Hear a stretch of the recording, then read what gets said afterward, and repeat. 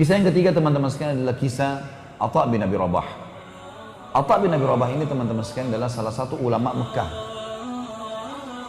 Ulama ini teman-teman sekalian secara fisik memiliki kekurangan secara fisik. Dan ulama menulis dalam buku-buku tentang fisik beliau bukan untuk menjatuhkan dan bukan untuk menceritakan aib. Tapi justru ini adalah kelebihan. Beliau orangnya kurus, kulitnya hitam, rambutnya keriting, mata kanannya rusak, kaki kanannya pincang. Mantan budak.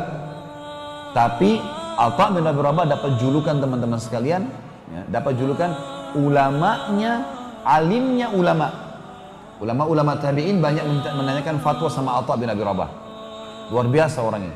Abu Hanifah sendiri mengakui kalau beliau belajar dari tukang cukurnya Atha. Abu Hanifah imam mazhab, ya.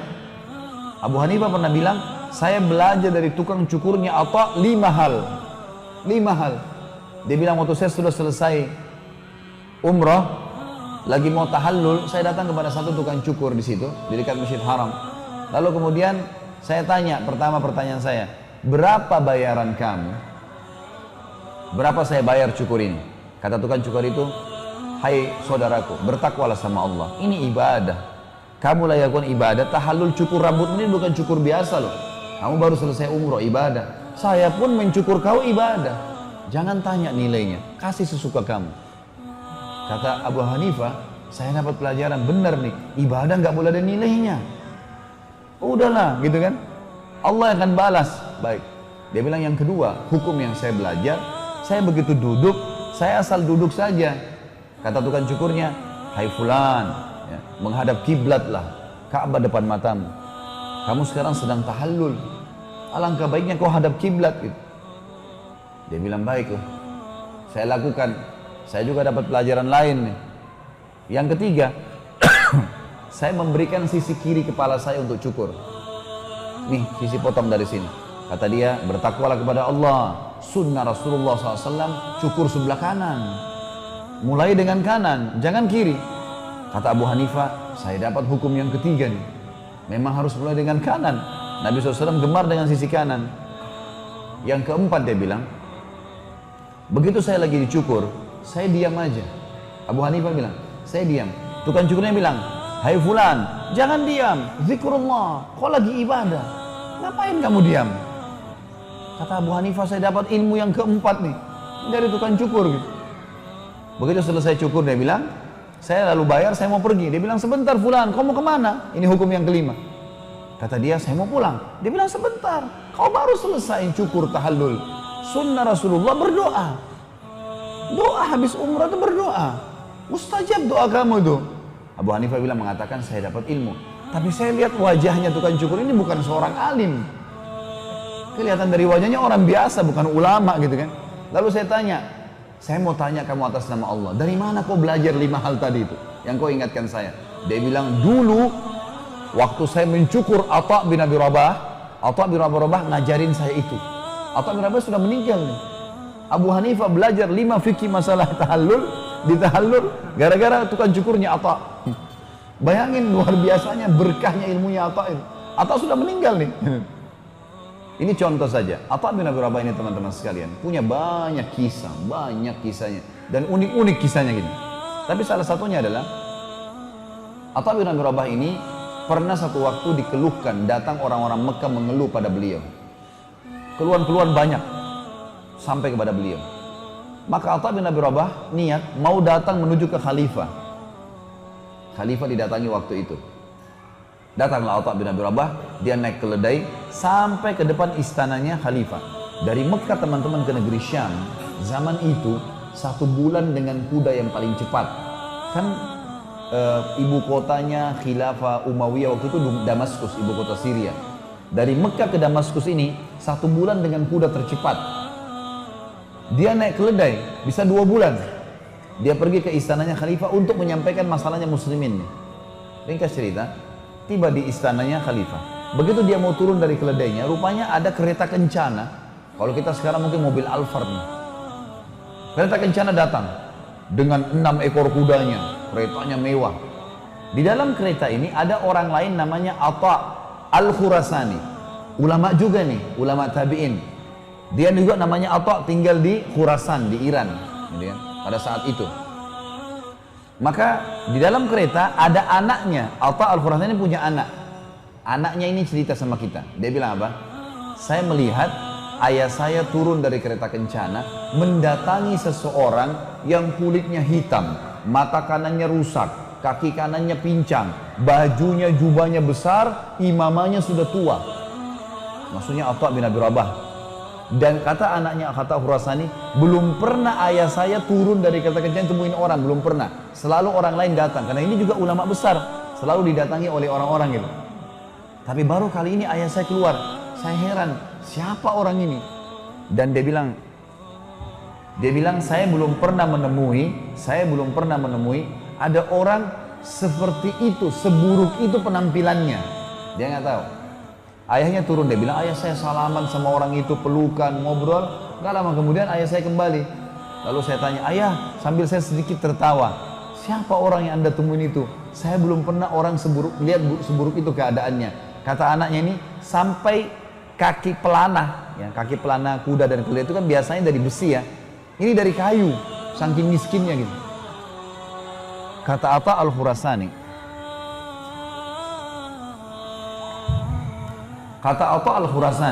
hai anakku, hati-hati dengan lisanmu.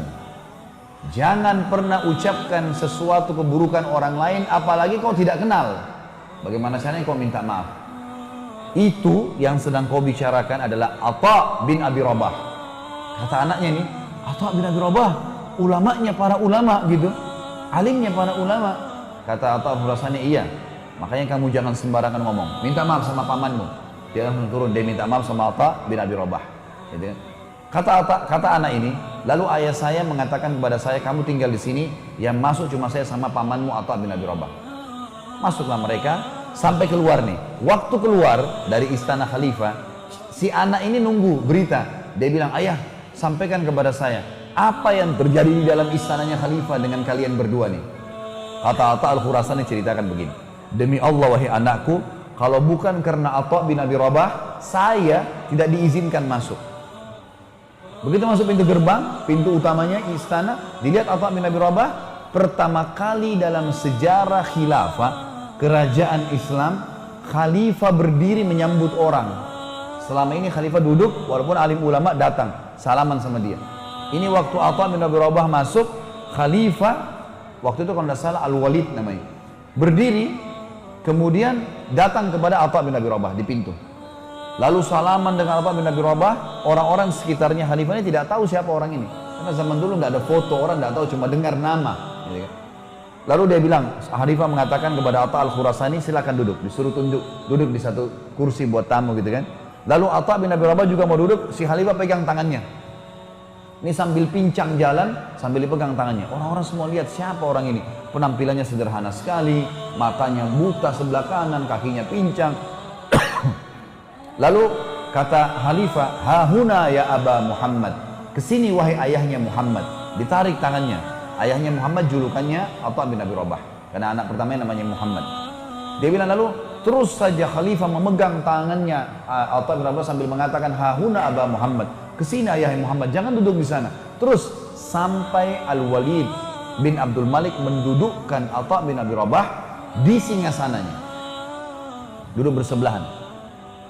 Waktu duduk bersebelahan teman-teman sekalian, khalifah duduk di sebelahnya Atha, lalu kata khalifah, ada apa wahai ayahnya Muhammad? Ada hajat, ada sesuatu? Kata Atha, iya wahai Amir Mu'minin, ada banyak hajat muslimin. Kata khalifah, apa itu? Silakan sampaikan. Kata Atha, yang pertama, penduduk Mekah, tetangganya Allah, dan penduduk Madinah, tetangganya Rasulullah SAW. Kenapa dia bahasakan ini? Karena di Mekah kan ada Ka'bah. Dalam bahasa Arab teman-teman, semua yang bersebelahan sama rumah kita namanya tetangga. Maka bahasa santunnya apa? Orang Mekah itu semua tetangganya Allah loh. Karena ada Ka'bah di sana.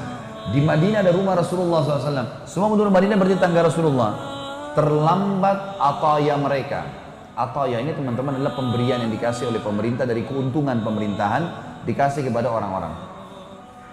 Lalu kata Amir Mukminin, baiklah. Ataya bin Umayyah maka terlambat. Hai Gulam, dipanggil sekretarisnya. Catat, segera berikan Atayanya bin Umayyah Mekah. Baik. Apalagi ayahnya Muhammad, mujahidin yang sedang berperang di perbatasan antara muslimin dengan orang kafir. Mereka telat gajinya. Istri-istri mereka dan anak mereka datang kepada saya mengeluh, berikan gaji mereka. Kata Walid, Gulam, catat, kasih segera gajinya para mujahidin. Ada masalah lain? Ada, sampai 5 masalah. Masalah ini, masalah itu, semua masalahnya muslimin ini. Setelah 5 masalah disampaikan sama dia, saya ringkaskan. Maka dia berkata, Amir Mu'minin masih berkata, Walid masih berkata, ada lagi wahai ayah Muhammad, ada lagi masalah? Kata Atha bin Rabah, ada wahai Amir Mu'minin, dan ini masalah yang lebih penting dari 5 hal tadi. Kata Al-Walid, ada apa? Lalu Atha bin Rabah, teman-teman, posisinya ini dulu di singgasana. Khalifah lagi duduk. Atha berdiri menghadap ke Khalifah, menunjuk wajahnya sambil berkata, ada Amir Mu'minin hajat yang lebih penting dari 5 hal tadi.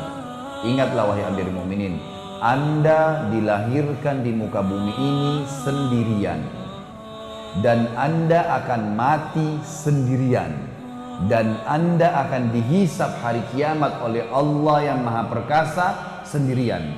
Demi Allah, singgasanamu ini, semua dayang-dayangmu ini, kerajaanmu ini tidak bermanfaat untukmu hari kiamat. Nasihat. Tidak pernah ada orang begini, raja duduk ditunjuk-tunjukin sama dia. Nasihat. Al-Walid orang beriman sama Allah. Dia nangis sambil tongkatnya itu dipukulin ke karpet sambil dia mengatakan jazakallahu khairan, semoga Allah balas kau kebaikan. Terus begitu. Sambil Khalifah menangis, nggak bisa menahan, dia terisak-isak dengan nasihat itu.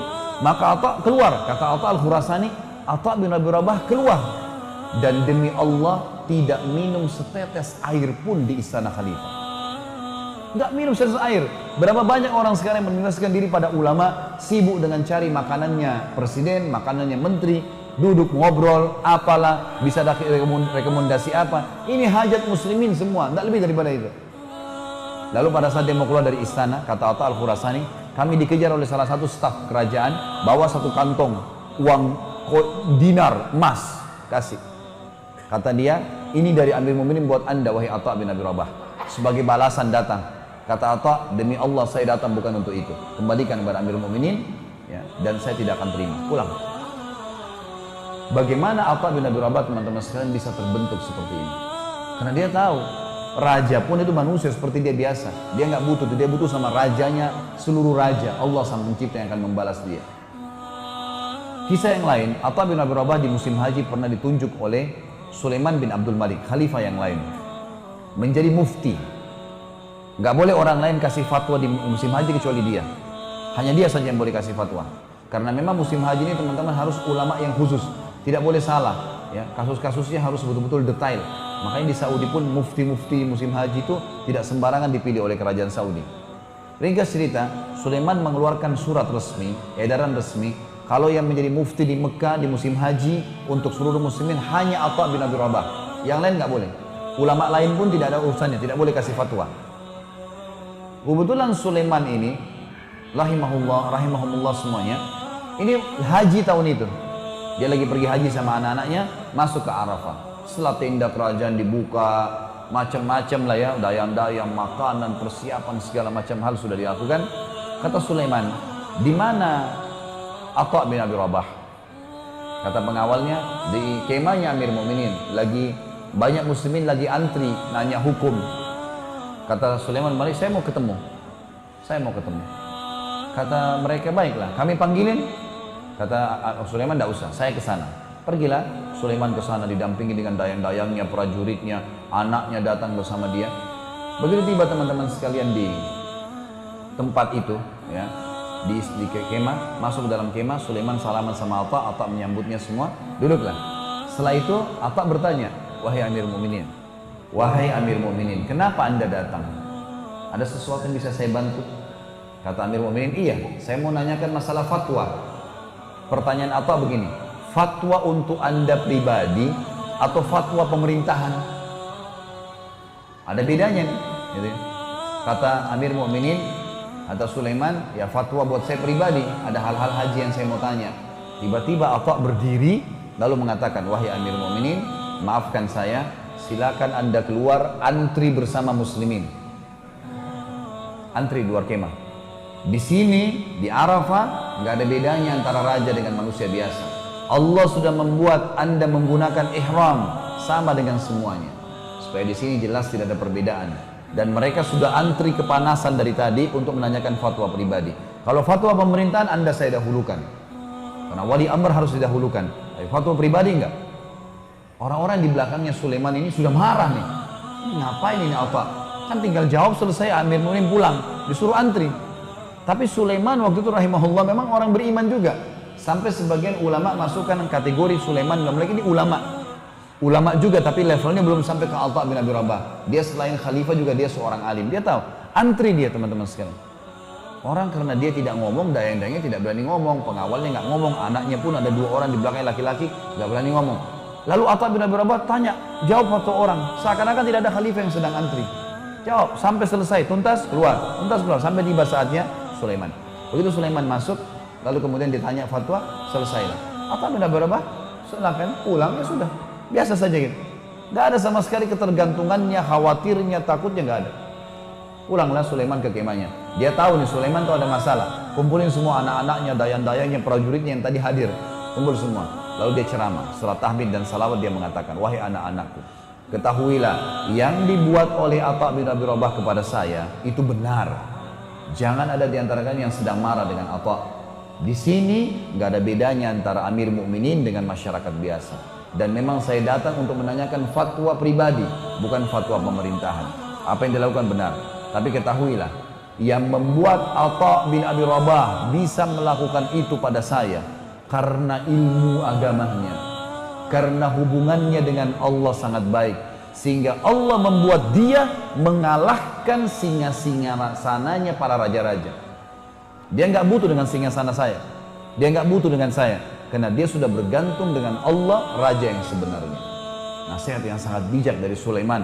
Dan bagaimana memang raja kalau juga beriman kepada Allah. Tapi saksi bahasan kita Atha rahimahullah yang luar biasa ini. Allah, Allah.